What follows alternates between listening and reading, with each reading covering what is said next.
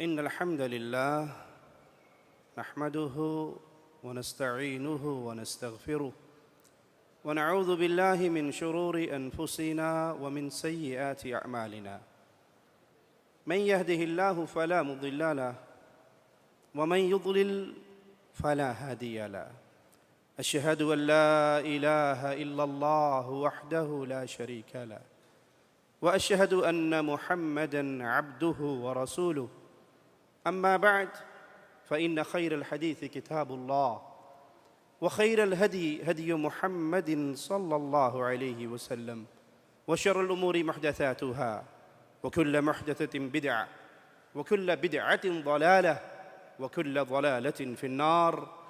أعوذ بالله من الشيطان الرجيم. بسم الله الرحمن الرحيم.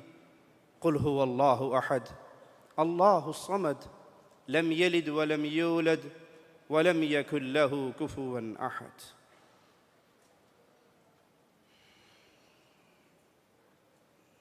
انسان کا دل بڑی قیمتی دولت ہے، اور دل پاک صاف ہو بڑا ہی خوش نصیب ہے وہ انسان. پیارے حبیب جناب محمد الرسول اللہ صلی اللہ علیہ وسلم ایک دن اپنے اصحاب سے کہتے ہیں کہ یہ جو مسجد میں داخل ہونے لگا ہے، ابھی جو شخص تمہارے پاس آنے والا ہے، میں گواہی دیتا ہوں یہ جنتی ہے. اگلا دن پھر ہوا، آقا علیہ الصلاۃ والسلام نے پھر فرمایا اب جو شخص آنے والا ہے میں گواہی دیتا ہوں یہ جنتی ہے. تیسرے دن پھر یہی ماجرا. ایک صحابی اس صحابی کے پیچھے چلے، میں پتہ تو کروں آخر اس کا کیا عمل ہے. 3 دن تک وہ ہستی جس کی زبان اللہ مالک کے حکم سے حرکت کرتی ہے، دین کی بات جو فرماتے ہیں وما ينطق عن الهوى، اپنی مرضی سے نہیں بولتے، وحی الہی سے بولتے ہیں. اور یاد رکھیے کائنات میں امام الانبیاء، امام کائنات محمد الرسول اللہ صلی اللہ علیہ وسلم کے بعد اور کسی کی یہ شان نہیں ہے کہ وہ اللہ کی وحی سے کلام کرے. یہ مقام مصطفیٰ ہے علیہ الصلاۃ والسلام. 3 دن تک اس کے جنتی ہونے کا آوازہ آپ سناتے رہے، میں پتہ کروں یہ کام کیا کرتا ہے. تو کسی بہانے سے اس کے مہمان بن گئے، اس کے گھر چلے گئے، اس کے پاس رہے، اس کی دن رات کی عبادات کو دیکھا تو کوئی خاص فرق نظر نہ آیا. تہجد اگر اس نے پڑھی تو سارے صحابہ پڑھتے تھے یا اکثر پڑھتے تھے. اگر روزہ رکھا نفلی تو صحابہ کے اندر یہ عمل موجود تھا. قرآن پڑھتے تھے تو باقی صحابہ بھی پڑھتے تھے. تو آخری دن کہنے لگے بھائی میں نے تیرے لیے رسول اللہ صلی اللہ علیہ وسلم کی یہ گواہی 3 دن تک سنی ہے، کیا کرتے ہو، کون سا وہ عمل ہے؟ کہا مجھے اپنا کوئی خاص ایسا عمل تو یاد نہیں، ہاں ایک عمل ہے، میں جب رات کو بستر پہ لیٹتا ہوں تو اپنے مالک سے کہتا ہوں مولا مجھ پہ جس نے کوئی بھی زیادتی کی میں نے سب کو تیرے لیے معاف کر دیا. میرے دل میں کسی مسلمان بھائی کے لیے کوئی نفرت، کوئی غصہ نہیں ہوتا، میں دل کو پاک کر کے سوتا ہوں. تو خوش نصیب ہے وہ انسان جس کا دل پاک ہو، کیونکہ دل کا مقام بادشاہ کا ہے، یہ جسم کا بادشاہ ہے. دل میں جو سوچیں آئیں گی یہ دماغ کو حکم کرے گا، وہ اعضاء کو حکم کرے گا. تو دل ہی ایک ایسا مقام ہے کہ جو انسان کے پورے جسم کو کنٹرول کرتا ہے. تو اپنے دلوں کی اصلاح کی فکر کیجئے. اس دل کی نظر جب اللہ مالک کی طرف لگی ہو، اس دل کو جب یہ پتا ہو کہ ایک گھڑی آنے والی ہے جس دن 2 منزلیں دروازے کھول کے آنے والوں کا انتظار کریں گی. ایک وہ منزل جس کو 70,000 لگامیں لگائی گئی ہوں گی جس کو ایک رسی کو، ایک لگام کو پکڑنے کے لیے اللہ کے 70,000 فرشتے مقرر ہوں گے، اور وہ چیخ رہی ہوگی، وہ دھاڑ رہی ہوگی، وہ حل من مزید کے نعرے لگا رہی ہوگی۔ ایک وہ ہے جس کی چنگاریاں بھی زرد اونٹوں سے بڑی ہوگی، ایک وہ ہے کہ جس کے دروازے میں اگر سوئی کے ناکے کے برابر سوراخ کر دیا جائے تو اہل دنیا زندہ نہ رہ سکے، ایک وہ ہے، اور ایک وہ ہے جہاں ٹھنڈا پانی ہوگا، دودھ کی نہریں ہوں گی، شراب کی نہریں ہوں گی، جہاں اللہ کی رحمتیں ہوں گی۔ میں جنت کی نعمتوں کا کیا ذکر کروں کہ جنت کی ایک نعمت اتنی عظیم ہے کہ جنت کی ساری نعمتیں اس نعمت کے مقابلے میں کچھ نہیں، اور وہ نعمت ہے اہل ایمان کو اللہ مالک نور کے ممبروں پہ بٹھائے گا اور اپنا حجاب ہٹا کر اپنا دیدار کروائے گا۔ اللہ، تجھے تیرے پیارے چہرے کا واسطہ ہے مولا، ہم جتنے یہاں بیٹھے ہیں اپنی رحمت سے، اپنے فضل سے، اپنے کرم سے ہمیں بھی ان خوش نصیبوں میں شامل کر دے جو فردوس میں نور کے ممبروں پہ بیٹھ کے تیرے چہرے کا دیدار کریں گے۔ اور اللہ کی قسم، جنت کی اس نعمت کے بعد، حالانکہ پیارے حبیب علیہ الصلاۃ والسلام نے تو ادنا سی جنت کا ذکر کرتے ہوئے فرمایا تھا کہ جنت میں ایک بالشت، یا ایک روایت میں جنت میں ایک کوڑا رکھنے کی جگہ، دنیا اور دنیا میں جو کچھ ہے وہ کوئی انسان وہ دولت لے کے آ جائے تو جنت کی ایک بالشت زمین کی قیمت ادا نہیں کر سکتا۔ یہ آخری، یہ سب سے کم جنت کی بات ہے، اور جہاں وہ نعمت آئے کہ اللہ مالک کے چہرے کا دیدار ہو، جنتی جنت کی نعمتوں کو بھول جائیں گے رب کے دیدار کے سامنے۔ جب نظر اس دل کی اس قیامت پر ہو، جب نظر اس دل کی اس آخرت کے مقام پر ہو، نظر اس دل کی اس جگہ پر ہو جہاں جانے کے بعد دنیا کا کوئی غم کسی کو یاد نہ رہے گا۔ آقا علیہ الصلاۃ والسلام فرماتے ہیں ایک شخص کو بلایا جائے گا جس نے زندگی غموں میں گزاری ہوگی، جنت کی ایک سیر کروا کے پوچھا جائے گا کبھی دنیا میں کوئی غم دیکھا؟ وہ کہے گا اللہ ساری زندگی ایسے مزے سے ہی گزار کر آیا ہوں۔ جب اس دل کی نظر اس آخرت پہ ہو تو پھر یہ دل اللہ کی محبت سے سرشار رہتا ہے، رب کے خوف سے سرشار رہتا ہے، اس کی امیدیں اللہ پر ہوتی ہیں، یہ غیر اللہ سے اپنے دامن کو توڑا لیتا ہے۔ اور آئیے پیارے نبی صلی اللہ علیہ وسلم کی دعاؤں پہ اگر غور کریں تو آپ کی توجہ اس دل کی اصلاح کی طرف اپنی امت کے حوالے سے کتنی زیادہ تھی۔ پیارے حبیب علیہ الصلاۃ والسلام، وہ جن کے اگلے پچھلے گناہ معاف ہیں، وہ جو اللہ کی جنت کے مہمان ہیں، جنت میں سب سے اعلیٰ مقام مقام محمود ہے جو اللہ نے اپنے بندوں میں صرف ایک بندے کو دینا ہے، اور اس بندے کا نام محمد الرسول اللہ صلی اللہ علیہ وسلم۔ وہ پیارے حبیب ہمیں سکھانے کے لیے اپنی پیاری مبارک میٹھی پاکیزہ طیب طاہر زبان پہ کیا الفاظ لایا کرتے تھے؟ اللہم اجعل فی قلبی نورا، اللہ میرے دل کو نور سے منور کر دے، میرے دل کو ایمان سے منور کر دے۔ یہ پیارے حبیب علیہ الصلاۃ والسلام کی دعائیں تھی۔ آقا علیہ الصلاۃ والسلام دعا کیا کرتے تھے اللہم انی اعوذ بک من قلب لا یخشع، اللہ اس دل سے میں تیری پناہ میں آتا ہوں جس دل میں تیرا خوف نہ ہو۔ جب دل کی نظر آخرت پہ نہ ہو، جب دل کی اصلاح نہ کی گئی ہو، جب دل بیماریوں کا مرکز ہو، جب دل گناہوں کا عادی ہو، تو اس میں رب کا خوف نہیں ہو سکتا۔ جس دل میں اس شہوات کے پیچھے انسان دوڑتا ہوا رہ جائے اور اسی دنیا کی ساری زندگی اس کے لیے بنیادی چیز کی حیثیت اختیار کر لے، سمجھ لیجئے وہ دل بیمار ہے۔ جو دل اللہ کا خوف نہ رکھے، جس دل میں کیمرے کا ڈر تو ہے، دبئی میں اوور سپیڈ ہو تو جرمانہ لگتا ہے نا ٹھیک ٹھاک، وہ کیمرے کے ڈر سے تو سلو ہو جاتا ہے، لیکن رب کے ڈر سے مسجد میں نہیں آتا۔ دنیا کی پکڑ کا تو ڈر ہوتا ہے، کوئی سن نہ لے، کوئی دیکھ نہ لے، کوئی ریکارڈنگ نہ ہو جائے، کوئی اوپر بات نہ پہنچا دے، کوئی کیس نہ بن جائے، اور بھول جاتا ہے تنہائیوں میں کمروں میں کنڈیاں لگانے کے بعد میں سب کی آنکھوں سے چھپ گیا ہوں، مولا و مالک کی نظر سے نہیں چھپ سکتا۔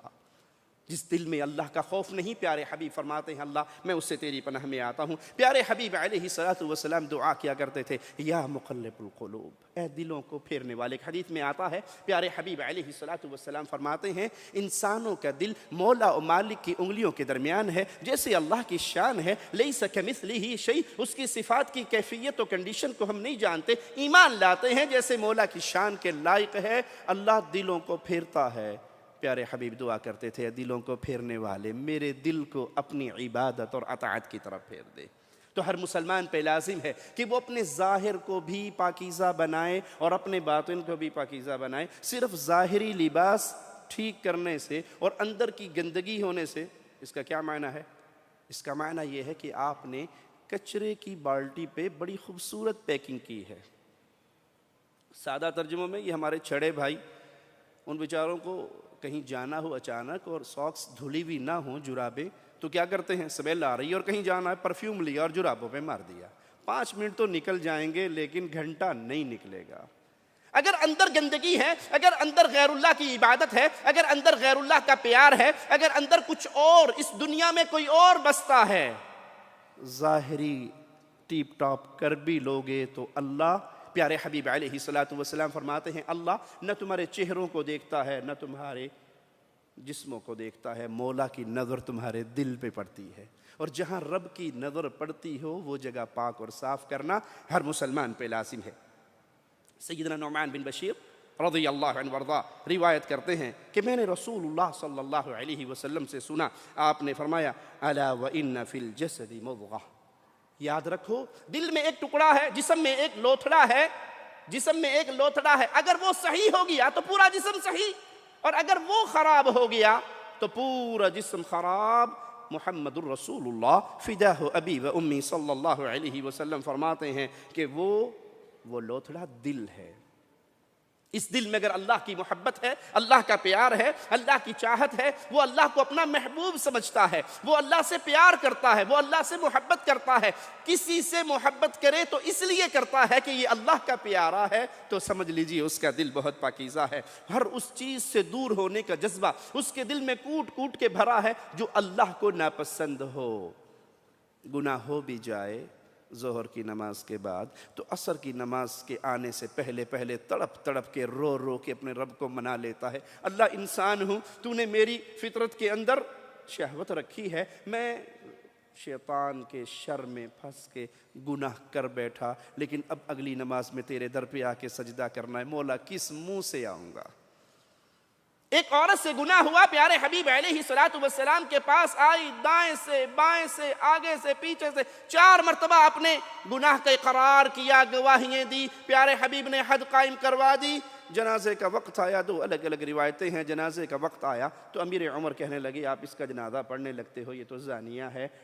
اور ایک روایت میں ایک صحابی نے پتھر مارا، خون کے چھینٹے گرے تو کہا کتنی بد عورت تھی، اس کا گندا خون میرے جسم پہ گرا۔ پیارے حبیب نے فرمایا اس کو بدکارہ نہ کہو، اس کی توبہ کو اگر 70 جہنمیوں پہ تقسیم کر دیا جائے او کما قال علیہ الصلوۃ والسلام تو اللہ ساروں کے گناہوں کو معاف کر دے گا۔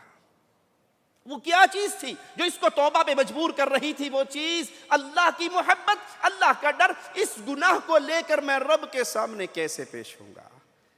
اپنے دلوں کی اصلاح کیجئے، سوچئے کیا یہ جذبہ میرے اور آپ کے دل میں بھی ہے کہ ہم اگر فجر کی نماز جماعت میں نہیں آئے تو ظہر تک ہمارے دل کے اندر ندامت و شرمندگی ہے کہ میں ظہر پہ سجدے کرنے جاؤں گا، میں اللہ کو کیا منہ دکھاؤں گا، فجر میں نے کیوں ضائع کر دی؟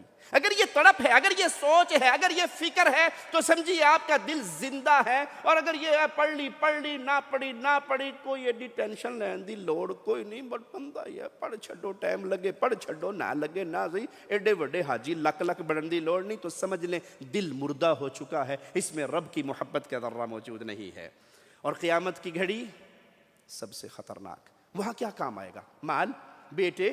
آئیے اللہ مالک کے کلام سے سنتے ہیں، قیامت کا دن ہوگا، یوم لا ينفع مال، آپ کروڑ پتی ہیں، ارب پتی ہیں، کھرب پتی ہیں، آپ جتنے کچھ دنیا کے مالک ہیں، قیامت کے دن یہ مال، ارے قیامت تو بہت دور ہے، مرتے ہی روح نکلتے ہی یہ مال کا بٹوارا ہو جائے گا۔ اللہ کی قسم میں ایسی حالتوں کو جانتا ہوں۔ ابھی باپ کی لاش زمین کے اندر دفن نہیں ہوئی تھی کہ بیٹوں میں پینشن والی رقم پہ لڑائی ہو رہی تھی۔ وہ جس کو ہم کہتے ہمارا ہمارا، وہ ہمارا نہیں ہے، وہ ہمارا اسی وقت تک ہے جب تک ہم نے اس کو اللہ کے نام پہ لگا دیا، آخرت کمانے کے لیے لگا دیا، وگرنہ ابھی مٹی نصیب نہیں ہوتی کہ بچہ کہتا ہے ابا جی مینو دے گے سن، اے گڈی میرے نہ کر کے سن، انگوٹھا نہیں لا سکے، زبانی یہ پلاٹ ابو نے مجھے دے دیا تھا۔ قیامت کے دن مال کام نہیں آئے گا، ولا بنون، نہ بیٹے کام آئیں گے۔ میرے بیٹے ہیں 10 ہیں، 5 ہیں، 4 ہیں، 3 ہیں، 2 ہیں، اگر میں نے ان بیٹوں کو مسلمان بنایا ہے، اگر میں نے ان بیٹوں کو قرآن کا قاری بنایا ہے، اگر میں نے ان بیٹوں کو تہجد پڑھنے والا بنایا ہے، میں نے ان بیٹوں کو انٹرنیٹ کی دنیا کا تو ماہر بنایا، میں نے ان بیٹوں کو ڈاکٹر، انجینئر، پروفیسر تو بنایا، میں نے ان کو MBA تو کروایا، میں نے دنیا کی اعلیٰ سے اعلیٰ تعلیم دی جس سے اسلام منع نہیں کرتا۔ اپنے ذہن میں یہ نا مولوی صاحب بڑے سخت ہیں، نہیں، اسلام اجازت دیتا ہے ڈاکٹر بناؤ، انجینئر بناؤ، بچوں کو اعلیٰ سے اعلیٰ تعلیم دو، لیکن سب سے پہلے بیٹے کو مسلمان بناؤ، بیٹے کو اس راستے پہ چلاؤ کہ آپ جنت میں ہو اور آپ کا درجہ بلند ہو جائے، اور مالک سے پوچھو اللہ میں تو جنت میں آ گیا، میرا درجہ کیوں بلند ہو؟ اور جواب ملے تیرا بیٹا تیرے لیے دنیا میں رہتے ہوئے دعا کرتا ہے۔ جس نے اپنے بیٹے کو کڑوی سی بات ہے لیکن ہضم کرنے کی کوشش کرنا، جس نے اپنے بیٹے کو FSC کروا دی، BSc کروا دی، MSc کروا دی، جنازے کی دعائیں یاد نہیں کروائی، ماشاءاللہ بڑا خوش نصیب ہے نا۔ وہ جنازے پہ، باپ کے جنازے پہ اگر کیا کہے گا 2 رکعت نماز نیرا جو حال امام دا ہوئی میرا، اسے یہ نہیں پتا کہ جنازہ پڑھنا کیسے ہے، وہ تو امام کے پیچھے چلے گا۔ بیٹا خوش نصیب اسی کا ہے، باپ خوش نصیب وہی ہے جس نے اپنے بیٹے کو اس راستے پہ چلایا کہ مرنے کے بعد بھی اس کے درجات اللہ کے ہاں بلند ہو۔ تو پھر قیامت کے دن نہ مال نے کام آنا ہے، نہ اولاد نے کام آنا ہے، کام آنا کس چیز نے ہے؟ مالک اعلان فرماتا ہے اِلَّا مَنْ أَتَى اللَّهَ بِقَلْبٍ سَلِيمٍ، سلیم پاکیزہ دل لے کر جو آیا وہ اللہ کے ہاں کامیاب ہے۔ اب یہ دل سلیم بقالے سے ملتا ہو تو چودھری صاحب 10 کلو خرید کے کرنا رکھ لیں، یہ تو یہی ہے جو میرے اور آپ کے جسم میں فٹ ہے، اس کو چاہے میں سلیم بنا لوں اور چاہے اس کو میں فاسد بنا لوں۔ سلیم کیسے بنے گا؟ جب اس میں اللہ کے کلام کی روشنی ہوگی، نور ہوگا، پیارے نبی کی احادیث کا نور ہوگا، اللہ کی معرفت ہوگی، اللہ کی پہچان ہوگی، اللہ کا ڈر ہوگا، اللہ کی محبت ہوگی، اللہ پر بھروسہ ہوگا، اللہ سے امیدیں ہوں گی، اللہ سے تعلق ہوگا۔ یہ قلب سلیم ہے۔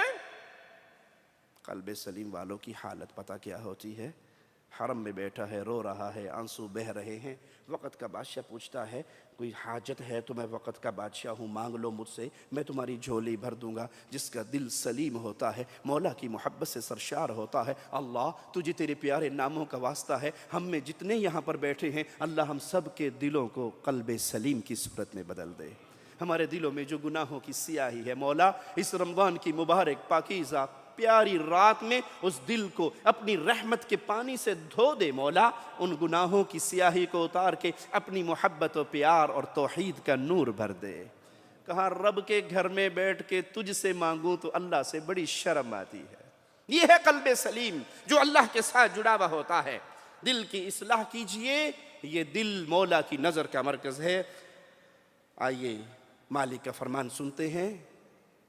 دل اللہ کی طرف کیسے جھکتا ہے؟ جب ہم عمل کر کے اللہ کو راضی کرنا چاہیں، اخلاص کی دولت کو پائیں تو سمجھ لیں ہمارا دل قلب سلیم ہے، وگرنہ یہ دل فساد کا شکار ہو چکا ہے۔ عمل کے بعد مشہوری ہوتی ہے، اس میں تو کوئی شک نہیں، عمل کے بعد مشہوری ہوتی ہے۔ اب انسان کا پسند اپنی اپنی، انسان کی مرضی ہے، وہ عمل کر کے دنیا میں مشہوری کروا لے، وہ عمل کر کے اللہ کے ہاں مشہوری کروا لے۔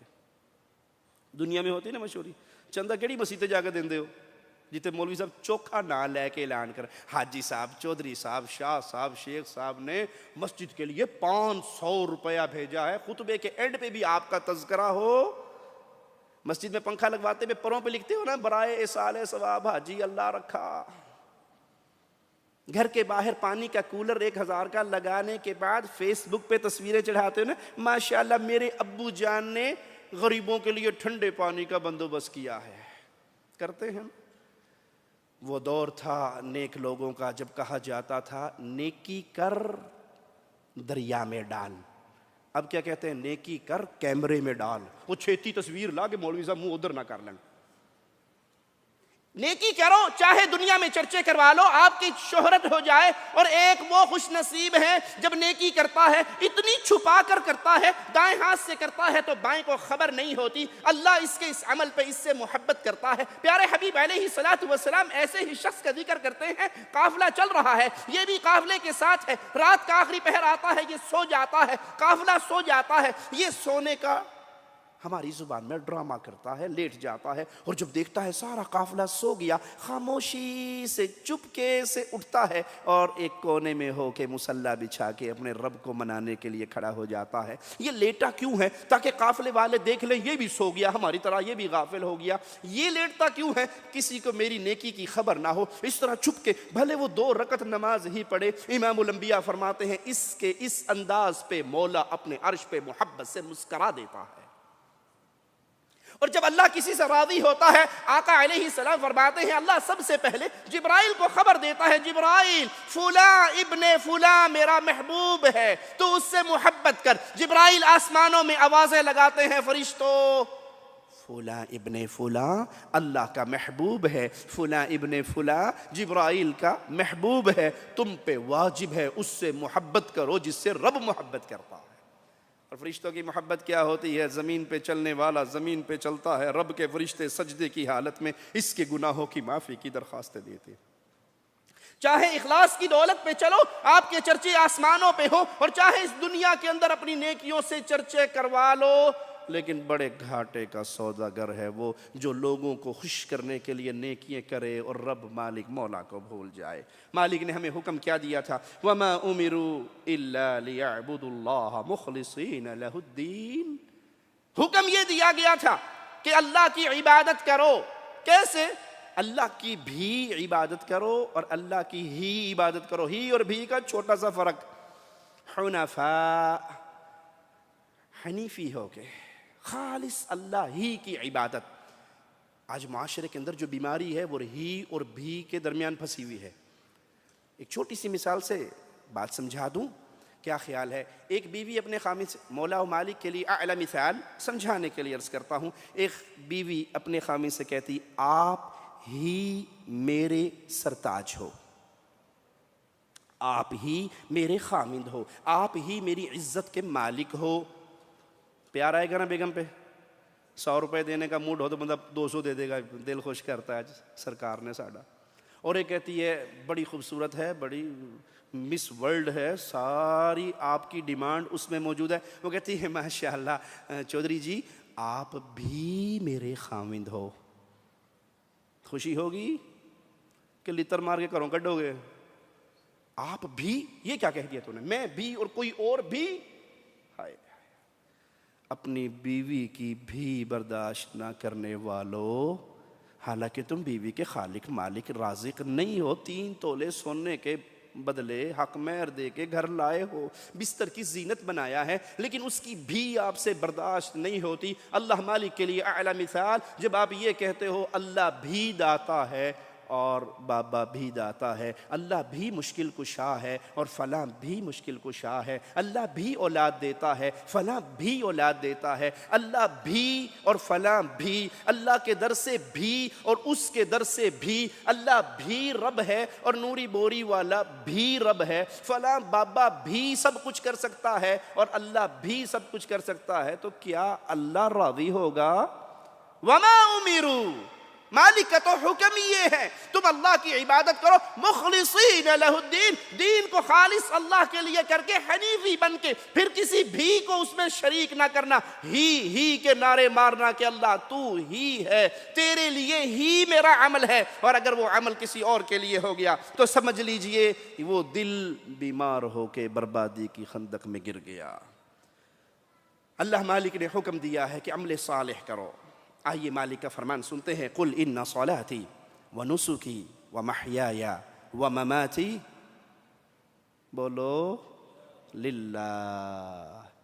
اے نبی کہہ دیجئے، سنا دیجئے قیامت تک آنے والوں کو، ہم آپ کی آواز پہنچائیں گے، کہہ دیجئے کیا؟ ان صلاتي، میری نماز، میری قربانی، میرا جینا، میرا مرنا کس کے لیے؟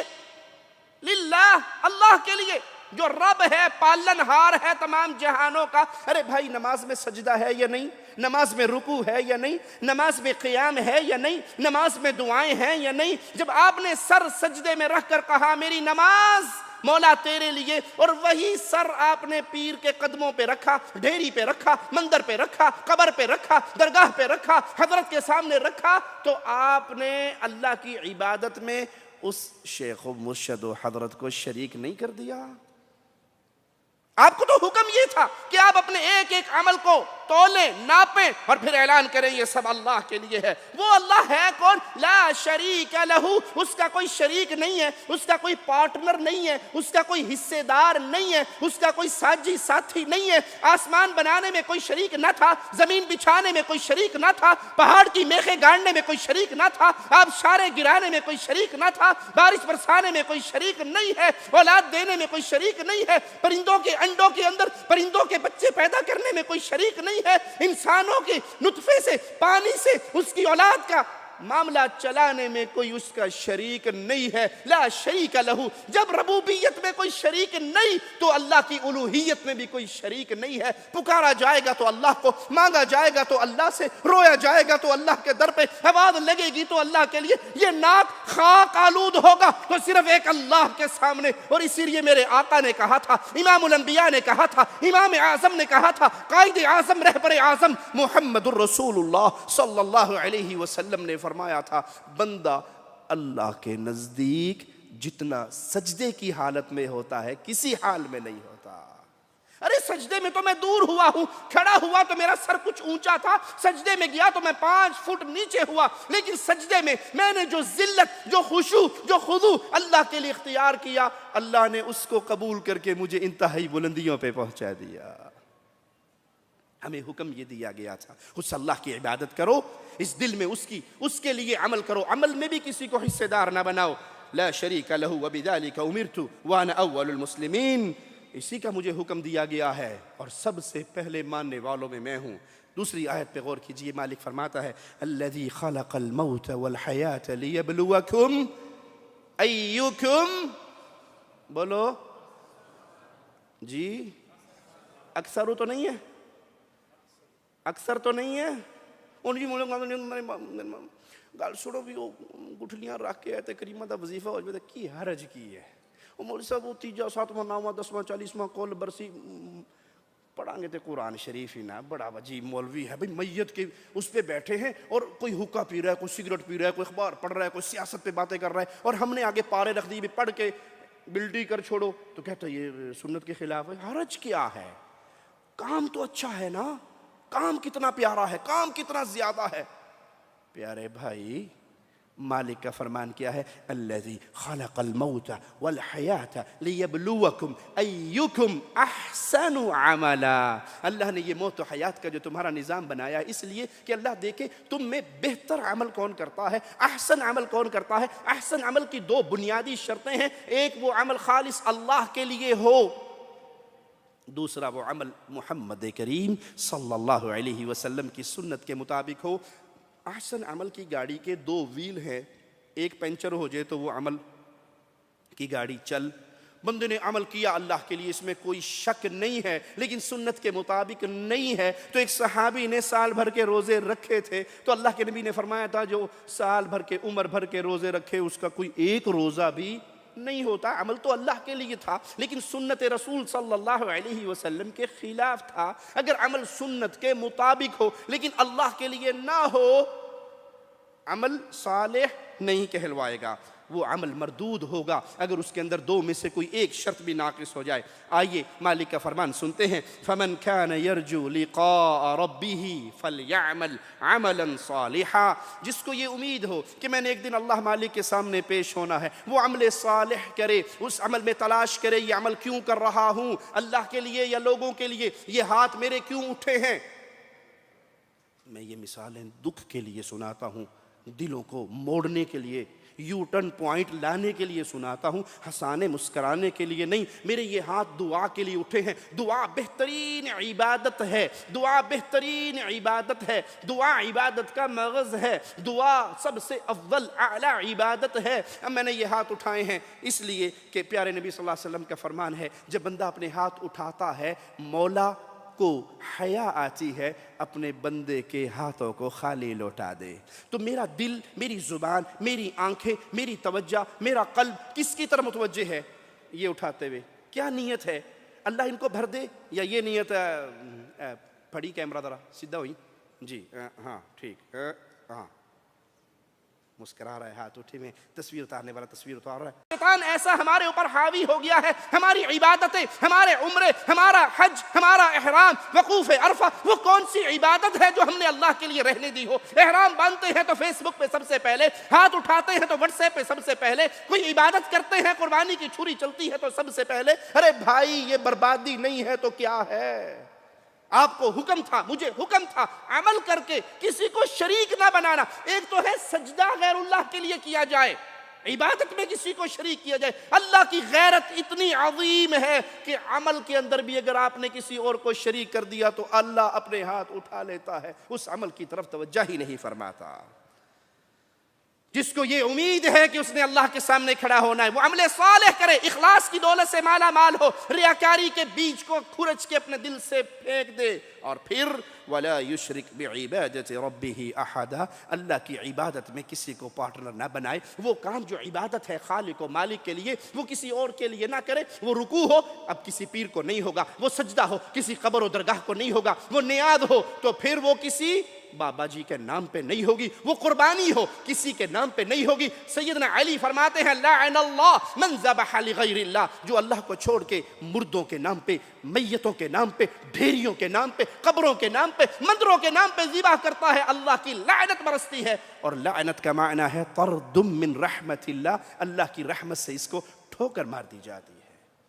اگر اسے امید ہے کہ میں نے اللہ کے سامنے پیش ہونا ہے تو اپنے عمل کو عمل صالح بنائے اور شرک کی غلاظتوں سے اپنے آپ کو بچائے۔ جس دل میں ریاکاری کا فتنہ ہے وہ دل بیمار ہے اللہ کے لیے، اس دل کی اصلاح کیجئے۔ اور اصلاح ہوگی کیسے؟ اس عمل سے اللہ کو راضی کرنے کا سوچ اپنے دل میں لائیں اور مالک کا فرمان اپنے سامنے رکھیں۔ یہ قرآن شفا ہے، بیمار دلوں کی شفا قرآن میں ہے۔ اور ابن قیم رحمہ اللہ کا جملہ بڑا خطرناک ہے، جس کو قرآن سے شفا نہ ملی اس کو کسی چیز سے شفا نہیں مل سکتی۔ اس قرآن حکیم سے تو پتھروں کے پجاریوں کو شفا مل گئی تھی، اس قرآن حکیم سے تو بتوں کے پجاریوں کو شفا ملی تھی۔ وہ جو کل رہزن تھے، ڈاکو تھے، چور تھے، اس کلام الہی کو اپنے دل میں اتارنے کے بعد وہ وقت کے اولیاء اللہ بنے، وہ شان پائی، چلتے اس زمین پر تھے، ان سے راضی ہونے کا اعلان مولا کے عرش سے نازل ہوا کرتا تھا۔ مالک فرماتا ہے من کان یرید حرث الآخرہ، جس کی نظر اللہ کی آخرت پر ہو، اللہ کو راضی کرنے پہ ہو، جو ایک عمل کر کے یہ سوچے یہ عمل میں نے اللہ کے لیے کیا ہے، یہ میں نے یتیم کی کفالت اللہ کے لیے کی ہے، یہ مسجد میں نے اللہ کے لیے بنائی ہے، یہ کنواں میں نے اللہ کے لیے کھدوایا ہے، یہ کام میں نے اللہ کے لیے کیا ہے، اس بیوہ کا سہارا میں اللہ کے لیے بنا ہوں، ان یتیموں کے ہاتھ پہ میں نے، سر پہ میں نے اللہ کے لیے ہاتھ رکھا ہے، تو پھر اسے مبارک ہو کہ اس کی نظر آخرت پہ ہے۔ تو مولا فرماتا ہے نزد لہو فی حرثہ، ہم اس کی آخرت کی کھیتی میں اور اضافہ کر دیں گے۔ ایک شخص آئے گا، کھجوروں کا ڈھیر ہوگا اس کی نیکیوں کے پلڑے میں، اور وہ کہے گا مولا اتنی کھجوریں تو میں نے کبھی زندگی میں دیکھی نہیں، تیرے نام پہ خرچ کہاں سے کرتا؟ جواب ملے گا میرے بندے تو نے آدھی کھجور مجھے راضی کرنے کے لیے سچی نیت کے ساتھ ایک فقیر کو دی تھی، تیرا دل میری عبادت کے جذبے سے سرشار تھا، مجھے راضی کرنے کے لیے سرشار تھا، ہم نے اس کی پرورش کی، یہ سارا ڈھیر اسی آدھی کھجور کا ہے۔ نزید لہو، پھر ہم زیادہ کریں گے، اس کی کھیتی کو اور بڑھائیں گے۔ اور دوسری طرف ومن کان یرید حرث الدنیا، اور جس کی نظر طمع دنیا پہ ہو کہ میرے ہر کام کو ہائی لائٹ کیا جائے، میرا ہر کام میڈیا میں آئے، میرا ہر کام ٹیلی ویژن پہ اعلان ہو، میرے ہر کام کے چرچے ہو، میری سخاوت کے چرچے ہو، میری آواز کے چرچے ہو، میری تقریروں کے چرچے ہو، جو اپنے نیک کام کرنے کے بعد آخرت کی بجائے دنیا کا چرچا چاہتا ہو، تو مالک فرماتا ہے نؤتیہ منہا، ہم پھر اس دنیا سے اس کا جو حصہ ہے اس کو دے دیں گے، لیکن سنو وما لہ فی الآخرۃ من نصیب، جب آخرت کا دن آئے گا تو اس کے پلے میں کوئی بدلہ نہ ہوگا، کوئی حصہ نہ ہوگا۔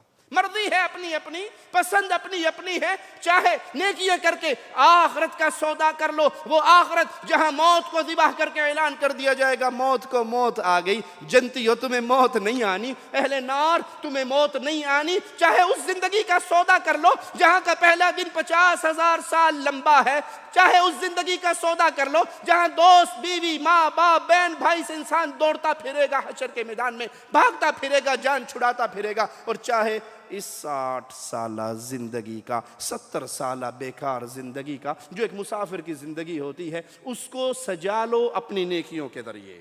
آئیے مالک کا فرمان سنتے ہیں۔ مولا فرماتا ہے اہل جنت کا حال بیان کرتے ہوئے، جن کے دل پاک و صاف ہیں ان کی حالت کیا ہے؟ وہ کیا کہتے ہیں؟ انما نطعمکم لوجہ اللہ لا نرید منکم جزاء ولا شکورا، ہم تمہیں کھلاتے تھے، یتیموں کو کھلاتے تھے، بیواؤں کو کھلاتے تھے، مسکینوں کو کھلاتے تھے، ہم یہ عمل کرتے تھے کیوں؟ اللہ کو راضی کرنے کے لیے۔ تم سے شکرانے کے الفاظ نہیں سننا چاہتے تھے، ہم تم سے جزائے خیر کے الفاظ، تم سے دعاؤں کا معاملہ نہیں تھا، ہم نے یہ تمہیں کھانا کھلایا، ہم نے تمہیں پانی پلایا، ہم نے تمہارا پیٹ بھرا، اللہ کے دیے ہوئے مال کو تمہارے پر خرچ کیا، کیوں؟ اللہ راضی ہو جائے۔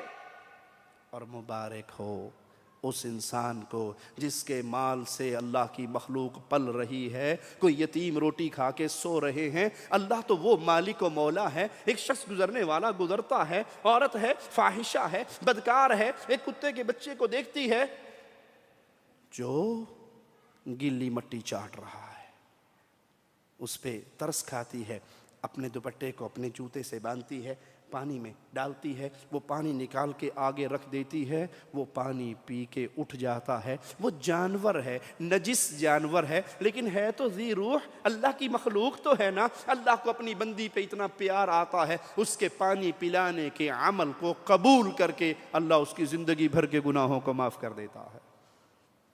اور پیارے بھائی، یہاں ایک شخص کی حالت احادیث میں موجود ہے، کنویں میں اترتا ہے، ایسا کنواں جس کے اندر پتھر تھوڑے تھوڑے باہر نکلے ہوئے ہیں، پانی بہت گہرا ہے، ڈول کوئی نہیں ہے، وہ پکڑتا ہوا ہاتھوں کو لیتا ہوا بڑی مشکل سے نیچے اتر کے پانی پیتا ہے، پیاس بجھاتا ہے، پھر بڑی مشکل سے چڑھتا ہوا کنارے تک پہنچتا ہے، کنارے پہ آ کر دیکھتا ہے ایک جانور کتا پیاس سے تڑپ رہا ہے، مٹی کھود کے گلی مٹی کو چاٹ رہا ہے۔ اب اس کو خیال آتا ہے کہ یہ تو بڑا مشکل کام ہے، میں تو اپنے لیے بڑی مشکل سے اترا، لیکن یہ بھی تو اللہ کی مخلوق ہے۔ پھر دوبارہ اترتا ہے، پانی لے کس میں، ڈول ہے نہیں، رسی ہے نہیں، اپنے موزے کو اتارتا ہے، پانی سے بھرتا ہے۔ اب موزے کو پانی سے بھر لیا، موزہ پکڑے گا تو ایک ہاتھ سے تو کنویں پہ چڑھ نہیں سکتا، منڈیر پہ آ نہیں سکتا، اپنے جوتے کو، اپنے موزے کو اپنے دانتوں سے قابو کر لیتا ہے، منہ میں لے لیتا ہے، اس کتے کے لیے، اس نجس جانور کے لیے، لیکن مخلوق اللہ کی ہے، اللہ کی مخلوق کی پیاس بجھانے کے لیے، اور پھر ہاتھوں سے پکڑتا ہوا پتھروں کو باہر نکلتا ہے، وہ موزہ منہ سے اتار کے اس جانور کے سامنے رکھتا ہے، وہ جانور پانی پی کے دم ہلاتا ہوا جاتا ہے، اللہ اس کی اس نیکی کو قبول کر کے زندگی بھر کے گناہوں کو معاف کر دیتا ہے۔ ارے جو کتوں کو پانی پلانے پہ جہنم کی آگ سے بچا دے، وہ کلمہ پڑھنے والوں کو افطاری کروانے پہ معاف نہیں کرے گا؟ وہ مسلمانوں کو، اہل توحید کو توحید کا جام پلانے پہ معاف نہیں کرے گا؟ اہل شرک کو شرک کی وادی سے نکال کر توحید کے چشمے پہ لا کر کھڑا کرنے کے عمل سے معاف ضرور کرے گا، شرط یہ ہے یہ عمل ریاکاری سے پاک ہو، اخلاص کی دولت سے مالا مال ہو، دل اس کا قلب سلیم ہو، اس دل میں اللہ کی محبت جاگزی ہو۔ تو پھر یاد کر لیجئے، اہل جنت کہیں گے ہم نے تمہیں کھانا پانی پلایا ہے اس لیے نہیں کہ تم ہمارا شکریہ ادا کرو۔ سیدہ عائشہ رضی اللہ تعالی عنہا کے پاس سائل نے سوال کیا، آپ کے پاس جو کھجوریں تھی آپ نے اس کو دے دی، اس نے کہا جزاک اللہ خیر، اللہ آپ کو جزائے خیر سے نوازے۔ کہا افسوس، میں نے تو یہ نیکی اس لیے کی تھی کہ میں قیامت کے دن اس کے بدلے میں اللہ سے کچھ لوں گی، تو نے تو جزاک اللہ خیر کہہ کے دعا دے کے دنیا میں ہی حساب برابر کر دیا. میں تو تجھ سے جزاک اللہ خیر کی دعا بھی نہیں چاہتی تھی. اپنے اس عمل سے میں اللہ کو راضی کر کے اللہ سے کچھ لینا چاہتی تھی تجھ سے. اور ہمارا حال کیا؟ تو جی وہ قرضوں میں پھنسا ہوا تھا, ایکسیڈنٹ ہو گیا تھا اس کا, میں نے 5,000 درہم دیے اس کو. حرام ہے کبھی میرا نام بھی لے گیا ہو, کہیں میری تعریف ہی, میرے کیڑے تو نکالے گا لیکن جو میں نے احسانات کیے ہیں وہ کبھی آپ نے احسانات کر کے اس کی زبان سے شکریہ کا لفظ سننا ہے یا مولا سے جنت لینی ہے؟ یہ دلوں کی حالت ہماری بیان کرتی ہے. اللہ ہمارے حال پہ رحم فرمائے. رسول اللہ صلی اللہ علیہ وسلم کا فرمان مسند احمد میں موجود ہے. پیارے حبیب علیہ السلام سے سائل سوال کرتا ہے, ایک شخص میدان جہاد کے لیے نکلے, اس کی نیت یہ ہے کہ اللہ کو راضی کرنا ہے, میدان جہاد میں جانا ہے, اللہ کے لیے توحید کو پھیلانے کے لیے مارکا ہے, لیکن تھوڑی سی دل کے اندر یہ خواہش بھی ہے کہ مال غنیمت میں سے بھی حصہ مل جائے نا تو بڑی اچھی بات ہوگی. حدیث میں آتا ہے اگر اس کے دل میں ایک رسی کا خیال ہو کہ مجھے بکری باندھنے کے لیے ایک رسی مال غنیمت میں سے مل جائے, باقی سارا 99.99 اس کی نیت ہے کہ اللہ راضی ہو جائے, اور 0.1 اس کی نیت ہے کہ 0.01 اس کی نیت ہے کہ ایک رسی 2 رسییں بھی مل گئی تو کام چل جائے گا, اللہ مالک اس پورے عمل سے ہی چہرے کو موڑ لیتا ہے اور اس کے عمل کو قبول نہیں کرتا. او بھائی, جو اللہ عملوں میں کسی کی شراکت برداشت نہیں کرتا وہ سجدوں میں شراکت برداشت کرے گا, وہ دعاؤں میں شراکت برداشت کرے گا, وہ یا اللہ مدد اور یا علی مدد کے نعروں کو قبول کرے گا. اللہ بھی مشکل کشا اور مولا علی بھی مشکل کشا کے نعروں کو پسند کرے گا, وہ بیت اللہ کے طواف اور قبروں کے طواف کو پسند کرے گا. وہ اللہ جو عمل میں شراکت مال غنیمت کی فکر کو پسند نہیں کرتا, سارے عمل کو ٹھکرا دیتا ہے, وہ مولا عبادت میں کسی کی شراکت کو کیسے برداشت کرے گا؟ پیارے حبیب علیہ السلام فرماتے ہیں, سیدنا ابو ہریرہ رضی اللہ عنہ سے روایت ہے, اللہ کے حبیب علیہ السلام نے فرمایا حساب و کتاب کی جب مجلس لگے گی قیامت کے دن 3 شخص کو لایا جائے گا, ان میں ایک شہید ہوگا, ایک سخی ہوگا, ایک قاری قرآن ہوگا. پیارے حبیب علیہ السلام فرماتے ہیں شہید سے اللہ پوچھے گا اپنی نعمتوں کو یاد کروانے کے بعد کیا کر کے آیا؟ شہید کہے گا قاتلت فی سبیلک حتی قتلت, اتنا مار کا لڑا کہ لڑتے لڑتے میری گردن مار دی گئی. مالک فرمائے گا ہاں گردن تیری مار دی گئی, لیکن کیوں؟ کہے گا تیرے لیے. اللہ کہے گا جھوٹ بولتا ہے, کذاب ہے تو نے اس لیے مار کا لڑا. یقال لک جری, لوگ کہیں بڑا کمانڈر ہے, بڑا مجاہد ہے, ہر وقت صف اول پہ رہتا ہے, لوگ تیرے چرچے کریں. فقد قیل, جو تیرا مقصد تھا اہل دنیا نے پورا کر دیا. اذهبوا به الى النار, کھینچو اور جہنم میں پھینک دو. قاری قرآن کو بلایا جائے گا, عالم کو بلایا جائے گا, کیا کرتا رہا؟ قرآن پڑھتا رہا, پڑھاتا رہا. قرآن پڑھنے پڑھانے والا کائنات کی افضل ترین ہستی ہے. آقا نے فرمایا خیرکم, تم سب میں سب سے بہتر مبارکباد کے لائق وہ ہے جو رب کے کلام کو پڑھے اور پڑھائے. اس سے پوچھا جائے گا کیا کیا؟ کہا قرآن پڑھتا رہا, پڑھاتا رہا. کہا کس لیے؟ کہا تیرے لیے. کہا جھوٹ بولتا ہے تو, اس لیے نہیں بلکہ اس لیے تیرے چرچے ہوں. آواز بڑی پیاری ہے, سواد آندا تے مولوی دے مگر آندا ہے, تقریر سننی تے مولوی سے سن, باقی تو سارے ایویں ہی نے, بٹ ٹائم ہی ضائع ہوندا ہے. اے مولوی بڑا سونا بولدا ہے. آپ کی نیت یہ تھی لوگوں میں چرچے ہو جائیں. فقد قیل اذهبوا به الى النار, مقصد دنیا والوں نے پورا کر دیا, اٹھاؤ اور جہنم میں پھینک دو. تیسرے کو بلایا جائے گا, سخی صاحب کیا کر کے آئے؟ تو نے مال دیا, تیری رضا کے لیے خرچ کر دیا. جواب ملے گا جھوٹ بولتا ہے. خرچ تو نے کیا, یہ بات تو ٹھیک ہے, عمل تو تیرا تھا, لیکن سنو اس لیے تھا چرچے ہوں بڑا سخی سرور ہے بادشاہ, راتی جاؤ دینے جاؤ, ویلا نہیں آن دیندا, چولیاں پر کے دیندا, کبھی اس جیسا دیکھا نہیں دینے میں, اس کے در پہ کوئی بھوکا نہیں رہتا. لوگوں نے یہ چرچے کر دیے, اٹھاؤ اور اس کو جہنم میں پھینک دو. یہ کہنا تھا کہ ابو ہریرہ رونے لگ گئے, ہچکیے بند گئی, بے ہوش ہو کے گر گئے. ہوش آیا, چہرہ دھویا, اور جب بھی ابو ہریرہ یہ حدیث بیان کرتے آپ پر یہی کیفیت طاری ہو جاتی. اور آپ فرماتے ہیں رسول اللہ صلی اللہ علیہ وسلم نے فرمایا یا ابو ہریرہ, یا ابا ہریرہ, اے ابو ہریرہ رضی اللہ عنہ وارضا, اللہ کی مخلوق میں یہی 3 وہ لوگ ہیں جن پہ جہنم کی آگ سب سے پہلے گرم کی جائے گی. اللہ تجھے تیرے پیارے چہرے کا واسطہ دے کے ہم سوال کرتے ہیں مولا ہمیں ریاکاروں میں شامل نہ فرمانا، اپنی رحمت سے مخلصین میں شامل فرما کے جنت الفردوس میں محمد کریم کا پڑوس عطا فرمانا صلی اللہ علیہ وسلم۔ جو چاہتا ہے اپنے دل کی اصلاح کرے، وہ ریاکاری کے بیج کو اپنے دل سے کھرچ کے پھینک دے، اور یاد کر لو اس سے برا منظر اور کیا ہوگا قیامت کے دن اللہ مالک کو راضی کرنے والے تو اللہ سے آ کے اپنے عملوں کا بدلہ لے لیں گے، ریاکار کھڑے رہیں گے، اللہ مالک ریاکاروں سے کہے گا اللہم لا تجعلنا منہم ولا معہم ولا فیہم، جاؤ جن کو راضی کرنے کے لیے دنیا میں عمل کیا کرتے تھے ان سے جا کے اپنے عملوں کا بدلہ لے لو، تمہارے رب کے پاس تمہارے عملوں کا کچھ نہیں ہے۔ مسجد میں پنکھا لگوا کے نام لکھوانے والوں، چھوٹی چھوٹی نیکیوں کو دنیا کے اندر مشہور کرنے والوں، ایک دور تھا کوئی اللہ والا، کوئی نیک عالم، کوئی شخص، کوئی بزرگ آتا تو لوگ جا کے اس سے ہاتھ ملاتے، کیونکہ جائز ہے حدیث میں زندہ ولی سے دعا کروانا، زندہ نیک آدمی سے۔ میں آپ کے بارے میں تصور کرتا ہوں آپ نیک ہیں، آپ میرے بارے میں کرتے ہوں گے، میرے اندر کے گناہوں کو میں ہی جانتا ہوں، اللہ ہم سب کے گناہوں کو معاف بھی فرمائے اور دنیا آخرت میں پردے بھی ڈال دے، ان پیاروں میں شامل فرما دے جن کو اللہ قیامت کے دن اپنے قریب بلائے گا اور اپنی رحمت کی چادر میں چھپا کے چپ کے اسے پوچھے گا، کسی کے سامنے نہیں، اللہ اور بندے کے درمیان بات ہے، تو نے فلاں گناہ نہیں کیا تھا، تو نے فلاں نہیں کیا تھا، سارے گناہوں کے اقرار کر کے اللہ فرمائے گا بندے میں نے دنیا بھی تیرے پہ پردے ڈالے رکھے، جا اب بھی پردے ڈال کے تجھے معاف کرتا ہوں، اللہم اجعلنا منہم ومعہم وفیہم۔ ایک بزرگ سے دعا کروانے کے لیے علماء کے پاس آتے تھے سلام، اور اب کیوں آتے ہیں؟ مولوی صاحب ایک منٹ ساتھ میں میں سیلفی لے لوں، وہ دعا کے لیے آتے تھے، اب سیلفی کے لیے آتے ہیں، اور مولوی کا ہاتھ ادب سے نہیں غصے سے پکڑتے ہیں، مولوی صاحب ہلونا تصویر لین لگا، ٹھیک تصویر آوے میں فیس بک تے چڑھانی، پتہ لگے فلانے مولوی دے نال میں راتی کٹا ہی سا، انا للہ و انا الیہ راجعون۔ یہ ریاکاری نے ہمیں برباد کر کے دیمک کی طرح ہمارے عملوں کو چاٹ لیا ہے۔ دل کی اصلاح کرنی ہے تو بڑا پیارا ذریعہ ہے، اس دل کو اللہ کی طرف موڑ دیجئے، اللہ پہ بھروسہ کیجئے، توکل اللہ کی طرف کیجئے۔ آئیے سیدنا سعید بن جبیر رحمہ اللہ کا قول سنتے ہیں، فرماتے ہیں اللہ کی ذات پر توکل و اعتماد ہی ایمان کی جڑ ہے۔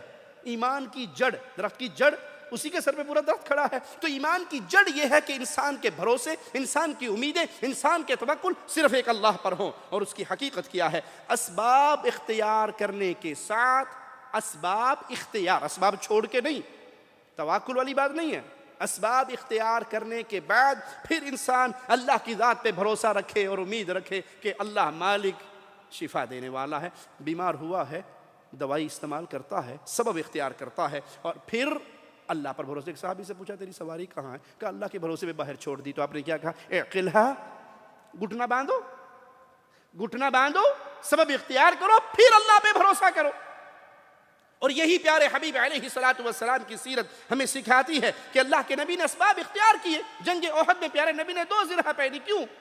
اللہ پر بھروسہ نہیں تھا، اللہ کے نبی کو بھروسہ تھا، لیکن امت کو درس دینا تھا کہ توکل کا معنی ہے سبب اختیار کرو لیکن سبب کو کچھ نہ سمجھو، سب کچھ اللہ کو۔ مثال دیتا ہوں، آپ کو بخار ہو گیا، پیناڈول کی گولی کھا رہے ہیں، اور آپ کھاتے ہوئے دعا کریں اللہ گولی کھا رہا ہوں، اس گولی میں کچھ نہیں ہے، تیرے حکم میں شفا ہے، یہ سبب ہے، پیارے حبیب کی سنت سے ثابت ہے میں کر رہا ہوں، لیکن اصل شفا اس میں نہیں ہے۔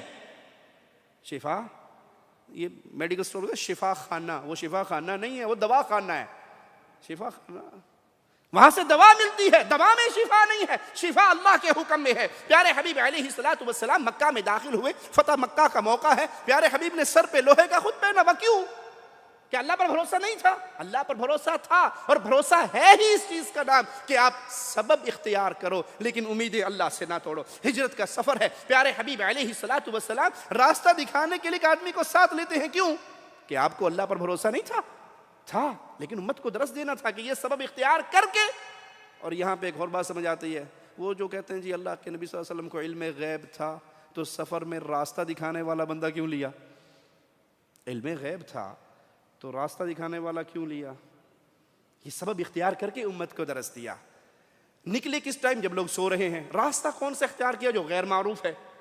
یہ ساری چیزیں کیا ہیں؟ اپنے پنجوں کے بل چل رہے ہیں، پورے قدم پہ نہیں چل رہے تاکہ کفار مکہ پیچھے آئیں تو قدموں کا نشان دیکھ کے پیچھے پیچھے نہ آئیں۔ یہ کیا ہے؟ یہ سب اسباب اختیار کر کے توکل کی حقیقت محمد کریم صلی اللہ علیہ وسلم بیان کر رہے ہیں۔ جامع ترمذی میں پیارے حبیب علیہ الصلوۃ والسلام کا فرمان سنیے، سیدنا عمر سے روایت ہے، پیارے حبیب کیا فرماتے ہیں؟ لو انکم کنتم توکلون علی اللہ، اگر تم اللہ پر بھروسہ کرو، کیسا؟ جیسے بھروسہ کرنے کا حق ہے۔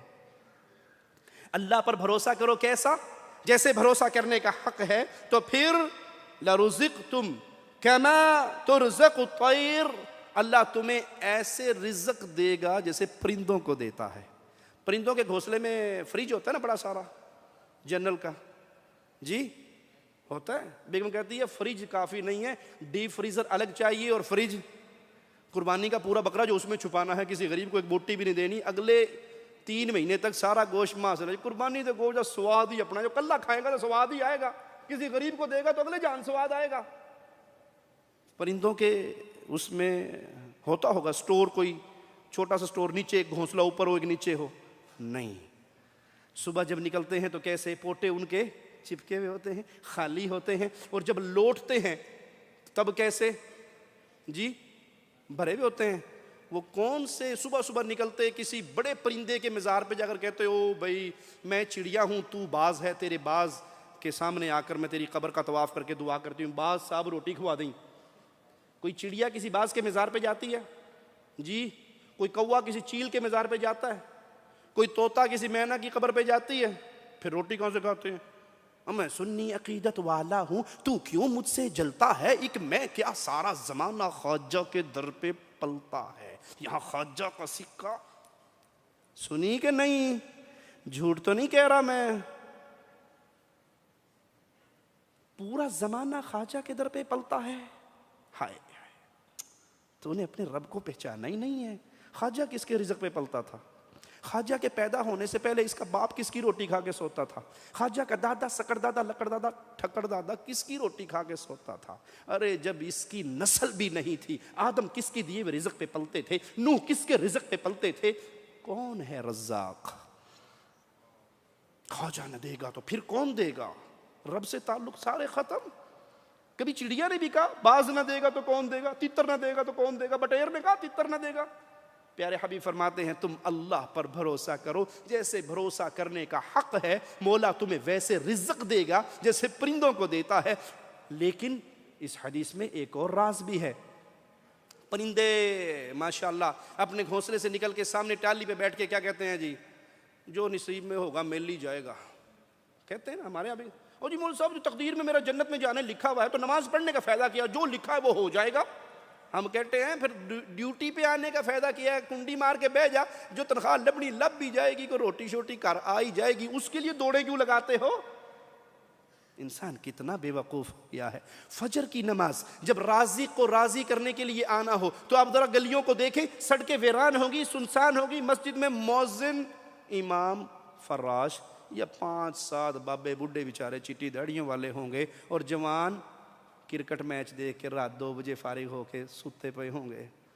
جب رازق کو راضی کرنا ہو تو دنیا ویران ہے، اور جب 8 بجے رزق کی تلاش کے لیے نکلنا ہو تو 15 منٹ لیٹ ہو گیا، آج شارجہ پہنچنا ڈیوٹی ٹائم پہ مشکل ہے، گاڑیوں کا رش اتنا ہے، رزق کی تلاش میں دوڑتے ہو، رازق کو یاد کرنے کے لیے نہیں نکلتے۔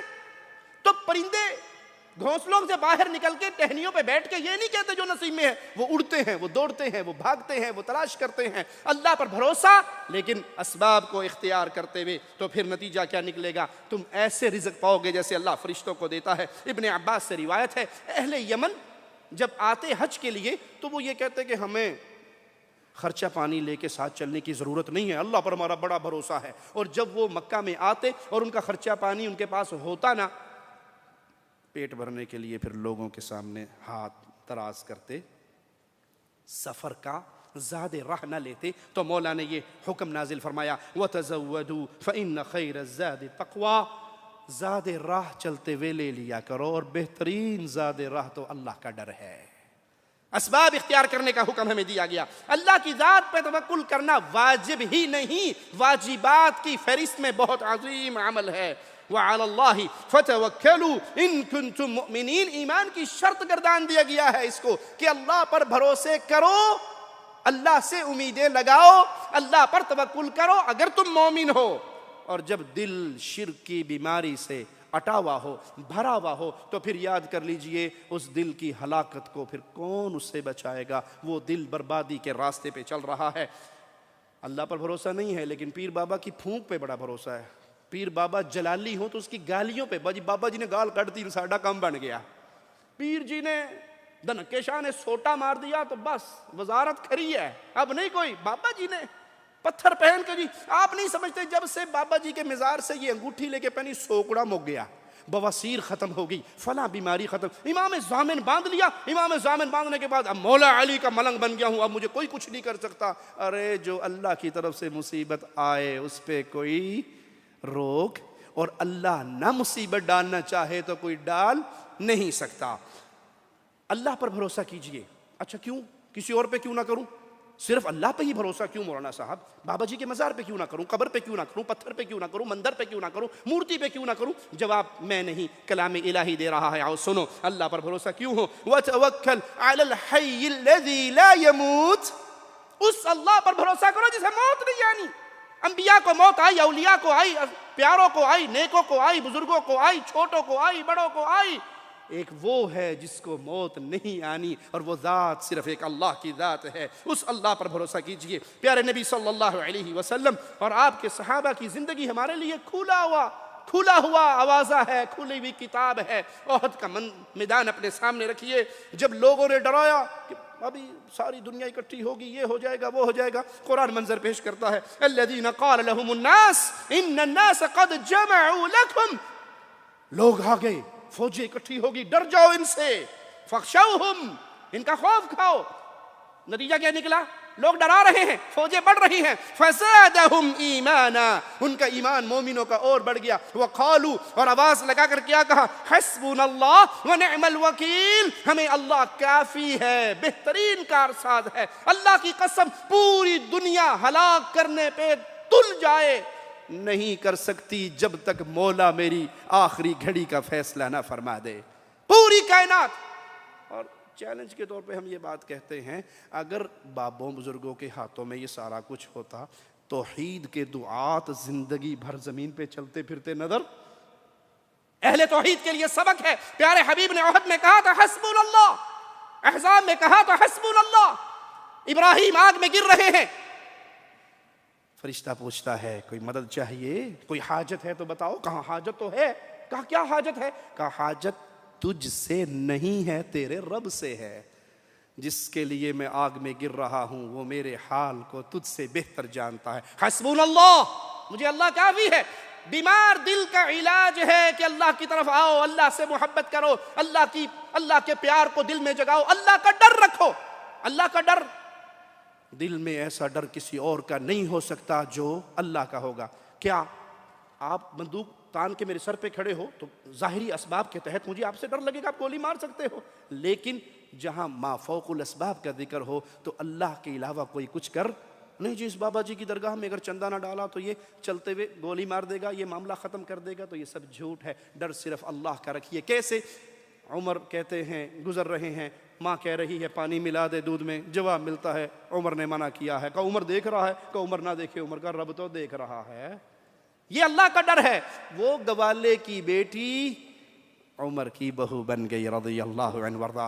اللہ سے دعا ہے اللہ ہماری خطاؤں کو معاف فرمائے، اللہ ہماری سیاہکاریوں کو معاف فرمائے، اللہ ہمیں زندہ رکھے، ایمان پہ رکھے، اللہ ہمیں اپنے دلوں کی اصلاح کی توفیق عطا فرمائے۔ یہ دل اللہ کی محبت، اللہ کے پیار، اللہ پر بھروسے، اللہ پر امیدوں سے سرشار ہو، غیر اللہ کی محبت، غیر اللہ کا خوف کھرچ کے نکال دیا جائے۔ اس حال میں اللہ موت دے، اللہ ہم سے راضی ہو، ہم اپنے اللہ سے راضی ہوں، ہماری زبان سے آخری جملہ نکل رہا ہو لا الہ الا اللہ اور ہم اللہ کی جنت کی طرف روانہ ہو رہے ہوں۔ اللہ سے دعا ہے اللہ ہمارے مسلمان حکمرانوں پر رحم فرمائے، اللہ مذہبی امور کی وزارت دبئی کو جزائے خیر دے، جس نے یہ بہترین ملاقات کا موقع فراہم کیا، ہم نے بیٹھ کے اللہ کا ذکر کیا، اللہ ہمارا یہاں بیٹھنا قبول فرمائے، جنت میں جانے کا ذریعہ بنائے، اور اس مبارک راتوں میں اللہ ہمیں جہنم سے آزاد کر کے اپنی جنت کا وارث بنائے۔ اقول قولی هذا واستغفر الله لي ولكم ولسائر المسلمين فاستغفروه انه هو الغفور الرحيم۔